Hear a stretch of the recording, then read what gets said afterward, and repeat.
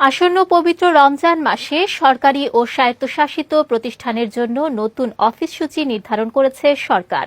নতুন সময় অনুযায়ী রমজানে অফিস চলবে সকাল ৯টা থেকে বিকাল ৩:৩০ পর্যন্ত। এর মধ্যে দুপুরে ১৫ মিনিটের নামাজের বিরতি থাকবে। আজ প্রধান উপদেষ্টা ড মোহাম্মদ ইউনূসের সভাপতিত্বে অনুষ্ঠিত উপদেষ্টা পরিষদের সভায় এই সময় নির্ধারণ করা হয়।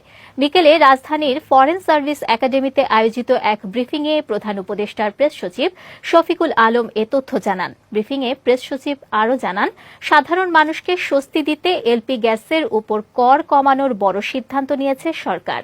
এলপি গ্যাসের স্থানীয় উৎপাদন ও ব্যবসায়ী পর্যায়ে আরোপিত ৭.৫% ভ্যাট এবং ২% আগাম কর থেকে অব্যাহতি দেওয়া হয়েছে। একই সঙ্গে আমদানিকৃত এলপি গ্যাসের ক্ষেত্রেও ৭% ভ্যাট আরোপের প্রস্তাব অনুমোদন করা হয়েছে। এই কর ছাড়ের ফলে এলপি গ্যাসের উপর করের বোঝা কিছুটা হলেও লাঘব হবে বলে জানান প্রেস সচিব। হিজরি ১৪৪৭-২০২৬ সালের রমজান মাসের জন্য অফিস সময়সূচি নির্ধারণের প্রস্তাব অনুমোদন হয়েছে। এর ফলে রমজান মাস আপনারা জানেন এটা ১৮ বা ১৯ তারিখে শুরু হবে।